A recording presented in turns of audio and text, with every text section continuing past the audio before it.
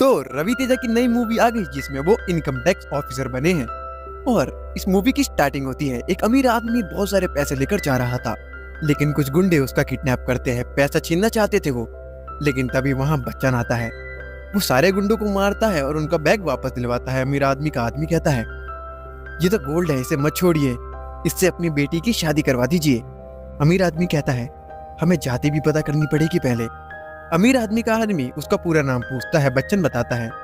आदमी खुश होता है क्योंकि वो उसी की जाति का था। आदमी उससे पूछता है, मेरी बेटी से शादी करोगे?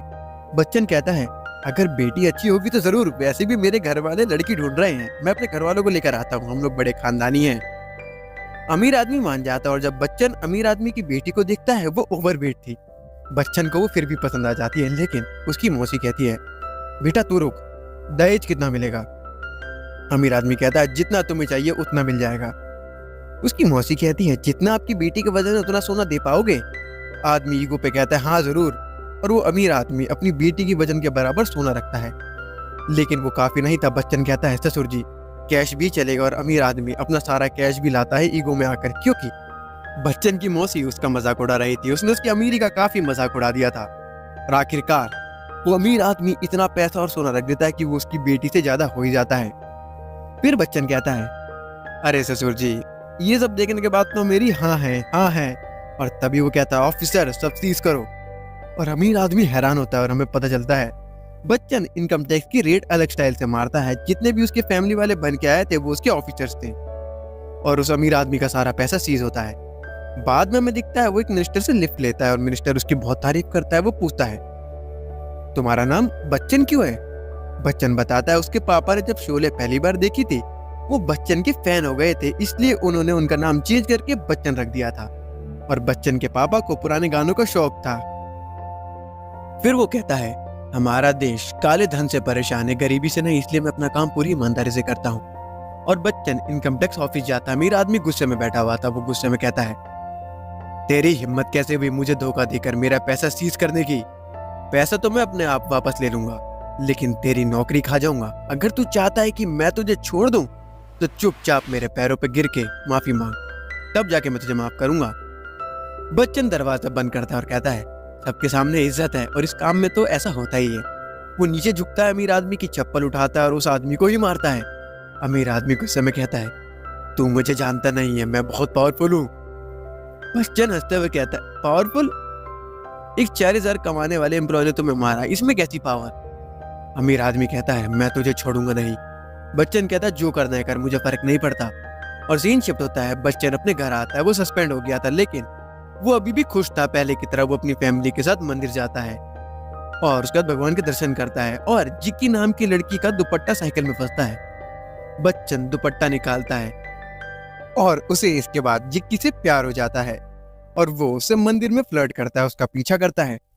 बच्चन की तो नौकरी चली गई थी, इसलिए वो अपने दोस्त के साथ ऑर्केस्ट्रा में काम कर रहा था, गाना गा रहा था। वो वापस एक शादी में जिक्की से मिलता है। वो फिर उससे फ्लर्ट करता है और कहता है, मैं तुम्हारे साथ अच्छी यादें बनाना चाहता हूँ, तुम्हारा साथ हमेशा देना चाहता हूँ। जिक्की कहती है, मैं अनकंफर्टेबल हो रही हूँ, अपनी हरकतें बंद करो। बच्चन उदास होकर उसे जान देता है। बाद में हमें मुतय्यम दिखाया जाता है, जिसके पास इनकम टैक्स ऑफिसर आता है उसे अरेस्ट करने।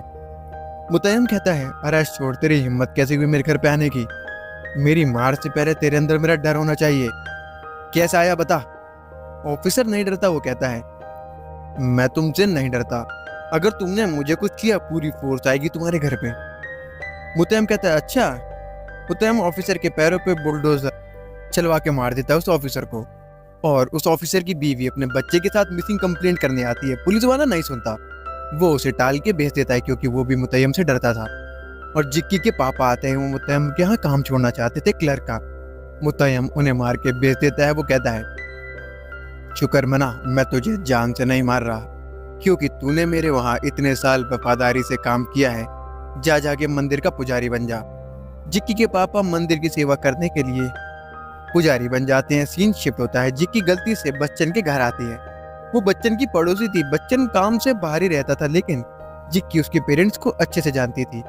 बच्चन कहता है, क्या पता हमारी जोड़ी किस्मत ने लिखी है। जिक्की का फोन खराब हो गया था, घर का लैंडलाइन। बच्चन चेक करने जाता है और बच्चन के रिलेटिव फोन करके कहती है, हमने तुम्हारे लिए अच्छी लड़की देखी है, दहेज भी अच्छा मिल रहा है। बच्चन कहता है मना कर दो, मुझे लड़की मिल गई है प्यारी सी, मैं उसी से शादी करूंगा। जिक्की समझ जाती है, उसे गुस्सा आता है। बाद में जिक्की अपने पापा के लिए गाने भरवाने आती है बच्चन के दोस्त की दुकान पे, और राजेश खन्ना और बच्चन के गाने भरवाती है। लेकिन बच्चन उसको अपने लव प्रपोजल रिकॉर्ड करके दे देता है, वो दिल से अपनी सारी फीलिंग रिकॉर्ड करके दे देता है। जिक्की सुनती है, उसे अच्छा लग रहा था। बाद में बाहर बच्चन कुमार सानू के गाने गा रहा था। जिक्की के पापा को गुस्सा आता है क्योंकि वो किशोर कुमार के गाने सुन रहे थे। वो उसे बंद करवाने के लिए कहते हैं। जिक्की जाती है, जिक्की बंद करने के लिए कहती है। बच्चन मना करता है। जिक्की कहती है नहीं तो तुम्हारे साथ बुरा होगा। बच्चन कहता है बुरा तो तुम्हारे साथ होगा, तुम्हारे पापा बी साइड वाली रिकॉर्डिंग सुनेंगे। जिक्की को याद आता है उसमें बच्चन की रिकॉर्डिंग थी। वो जल्दी भागते हुए जाती है और उसके पापा के रिकॉर्डर के बजने से पहले वो बंद करती है और उन्हें सोने के लिए कहती है। उसके पापा मान जाते हैं। बच्चन खुश होता है। बाद में मुतय्यम मिनिस्टरों से मिलता है। वो सारे मेंबर्स को बड़ी बड़ी पोस्टों पे बैठा रहा था। वो एक मिनिस्टर को भी धमकी देता है और सीन शिफ्ट होता है। बच्चन घर जाता है। उसके पेरेंट्स पिटे हुए थे, उन्हें किसी ने मारा था और जिक्की को भी किसी ने मारा था। बच्चन गुस्से में कहता है क्या हुआ यहाँ, और जब उसे पूरी बात पता चलती वो पेट्रोल लेके सीधा मुतय्यम के रिश्तेदार के पास जाता है जो फंक्शन कर रहा था। उसके आदमियों ने जबरदस्ती बच्चन के पेरेंट्स को मार पीट के लाइट का कनेक्शन लिया था। बच्चन सीधा चलाने की धमकी देता है और जल्दी सबके सामने अपने पेरेंट्स से माफी मांगने के लिए कहता है। मुतय्यम के रिश्तेदार के पास चारा नहीं था, उसे माफी मांगनी पड़ती है डर के मारे। जिक्की बच्चन से इंप्रेस हो जाती है। बाद में जिक्की के पापा गुस्सा करते हैं क्योंकि उन्हें पता था मुतय्यम कितना खतरनाक आदमी है। लेकिन जिक्की कहती है बच्चन सही था, वो अपनी फैमिली के लिए खड़ा हुआ, उसकी गलती नहीं थी। जिक्की बच्चन को पसंद करने लगी थी। दोनों एक साथ काफी रोमांस करते हैं, खुशी से समय बिताते हैं। जिक्की बच्चन को कहती है मेरे पापा रिश्ता देख रहे हैं। बच्चन कहता है मैं देख लूंगा। बाद में जिक्की के पापा मंदिर में रिकॉर्डर बजाते हैं जिसमें बच्चन कहता है अगर तुम्हारे पापा हमारी शादी के लिए नहीं माने तो हम लोग भाग के शादी कर लेंगे और उन्हें मानना ही होगा। जिक्की के पापा की बहुत बेइज्जती होती है, वो रोने लगते हैं, उन्हें गुस्सा आता है। जिक्की के पापा जिक्की पे गुस्सा करते हैं। बच्चन भी आता है उसकी फैमिली के साथ। वो कहता है मैं आपकी बेटी से शादी करना चाहता हूँ। जिक्की के पापा कहते हैं तुम्हें तो रिश्वत की वजह से सस्पेंड कर दिया था, तुम्हारे पास जॉब भी नहीं है। तभी उसे फोन आता है लैंडलाइन पे। जिक्की के पापा उठाते, एक आदमी कहता है बच्चन का सस्पेंशन रुक गया, उसे ड्यूटी अभी ज्वाइन करनी है। बच्चन सुनता और जिक्की के पापा को अब कोई दिक्कत नहीं थी शादी से। जिक्की और बच्चन खुश हो जाते हैं। बाद में बच्चन का सीनियर उसे बताता है तुम्हें एक बड़े आदमी के घर पे छापा मारना है। बच्चन कहता है कितना भी बड़ा आदमी हो मुझे फर्क नहीं पड़ता। मुतय्यम को पता चलता है उसके रिश्तेदार को टिकट नहीं मिला। उसे गुस्सा आता है। वो अपने रिलेटिव का गला दबाता है और पूछता है क्या हुआ था। रिलेटिव सब बताता है कि बच्चन ने सबके सामने सॉरी बुलवाया था। मुतय्यम को गुस्सा आता है। वो जान से मारने वाला था बच्चन को। वो अपने आदमियों के जरिए बच्चन को ढूंढवाता है और बच्चन खुश अपने ऑफिसर के साथ मुतय्यम के घर आता है छापा मारने। और मुतय्यम हंसता है और बच्चन भी मुतय्यम के आदमी को देख के हंसता और कहता है अरे वाह, रेड में मजा आने वाला है। मुतय्यम हंसते हुए कहता है तू मारेगा मेरे घर में रेड? तुझे पता भी है मैं 3 बार का एमएलए 2 बार का एमपी हूँ, मेरी पावर का पता भी है तुझे? बच्चन हंसते हुए कहता है 5 साल की नौकरी, 72 रेड और 3 बिलियन का खाला धन सीज कर चुका हूँ मैंने, तेरे जैसे कितनों को हैंडल किया है। मुतय्यम को गुस्सा आता है। वो बच्चन के अंदर डर भरना चाहता था। बच्चन नहीं डरता।